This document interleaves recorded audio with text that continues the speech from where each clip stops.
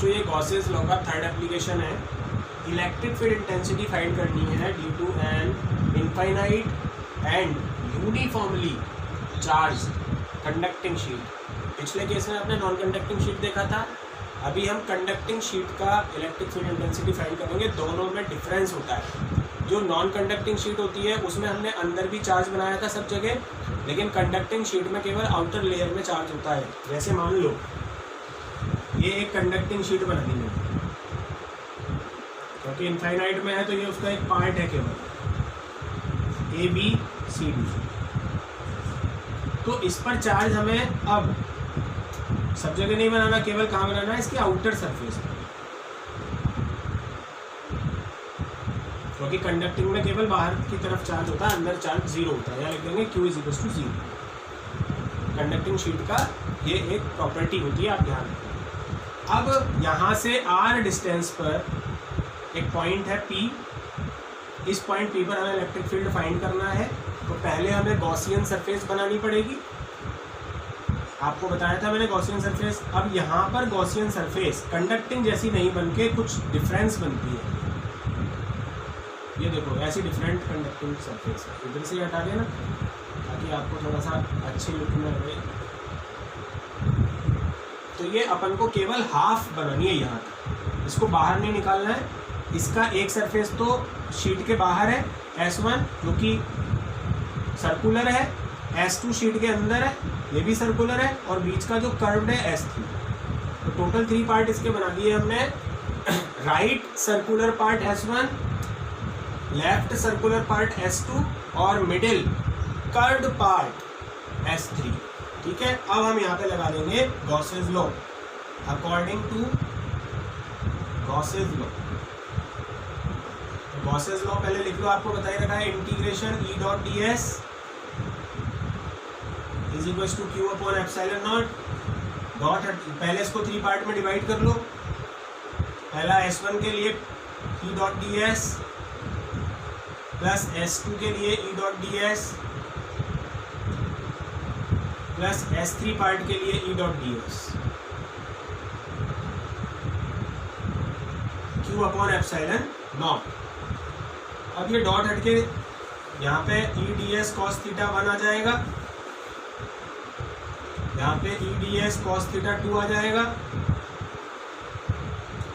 और यहाँ डॉट हटेगा S3 के लिए EDS cos θ 3 आ जाएगा, और Q/ε0। अब यहाँ पर हमें θ1 θ2 एंड θ3 फाइंड करना है। तो पहले आप देखो क्या है कहानी सारी। यहाँ पर हमने एक S1 के लिए स्मॉल पार्ट बनाया। इलेक्ट्रिक फील्ड इंटेंसिटी तो ये भी आउटवर्ड से डेवलप करेगा, पॉजिटिव चार्ज है इसलिए। तो इलेक्ट्रिक फील्ड इंटेंसिटी तो इधर आ जाएगी इसकी बाहर की तरफ, और ds का जो डायरेक्शन होती है वो इसके 90 डिग्री पर आ जाएगा। ये सरफेस ऐसी है तो सरफेस के 90 डिग्री पर होता है ds। तो E और ds यहाँ पर जो पहला एंगल है वो 0 हो गया। सेकंड की बात हम नहीं करेंगे, θ2 हम नहीं निकालेंगे, वो मैं आपको बताऊंगा क्यों नहीं निकालेंगे। हम यहाँ पे केवल θ3 और निकालते हैं। तो θ3 इस बीच वाले मिडिल पार्ट के लिए है, तो इसके लिए हमने यहाँ पर एक स्मॉल पार्ट बनाया। इलेक्ट्रिक फील्ड कहाँ होगा, आप सीधे सीधे बोलोगे आउटवर्ड्स, बाहर की तरफ। ये इलेक्ट्रिक फील्ड आ गया आउटवर्ड्स। ds चला जाएगा इस बार ऊपर, 90 डिग्री पे होता है ds। ये सरफेस अब ऐसी हो गई तो ये 90 डिग्री पे ds ऐसे चला गया, ये हो गया ds। तो थर्ड एंगल इसका जो θ3 था वो हो गया 90 डिग्री। फर्स्ट एंगल हो गया 0 डिग्री, थर्ड हो गया 90 डिग्री। अब इनको हम यहाँ पे पुट करेंगे, तो इधर लिखेंगे S1 EDS cos 0 डिग्री। ये जो सेकंड वाला है ये 0 हो जाएगा। ये फ्लक्स 0 इसलिए है क्योंकि चार्ज 0 है, तो सेकंड वाले से कोई फ्लक्स नहीं निकलेगा, तो ये पूरा 0 हो जाएगा क्योंकि ये अंदर है शीट के, और शीट के अंदर चार्ज नहीं होता तो फ्लक्स भी नहीं होगा। इलेक्ट्रिक फील्ड 0 इसलिए ये पूरा 0। थर्ड में EDS cos 90 = Q/ε0। अब cos 0 1 होता है तो यहाँ पे EDS बचेगा, ये 0 हो गया, cos 90 भी 0 हो गया, तो ये भी पूरा 0 हो गया। सिंपल सा ये आ जाएगा। इसमें से ई को बाहर ले लेते हैं, बताया था मैंने आपको, ई बाहर आ गया,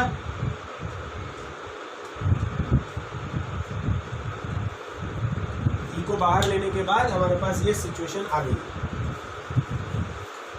सिंपल है, नॉन कंडक्टिंग शीट और ये बिल्कुल लगभग एक जैसा ही है। अब हम क्या करेंगे, जो integration of ds S1 part के लिए है, S1 पार्ट कौन सा, ये वाला, तो इसके टोटल एरिया को S मान लो। ये इंटीग्रेशन ds का S ही होगा क्योंकि ये इस पार्ट का टोटल एरिया हमने S मान लिया। और साथ में Q वो लिख दो सिग्मा इंटू S। सिग्मा आपको बताया ही है मैंने, ये सरफेस चार्ज डेंसिटी होता है, सरफेस चार्ज डेंसिटी,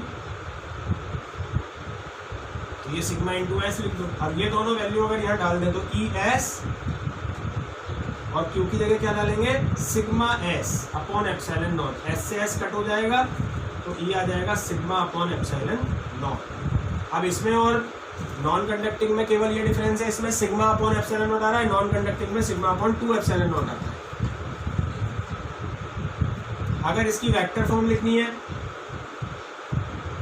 तो वेक्टर फॉर्म में आप क्या करोगे, केवल वेक्टर लगाओगे, sigma upon epsilon not an cap लिख दोगे।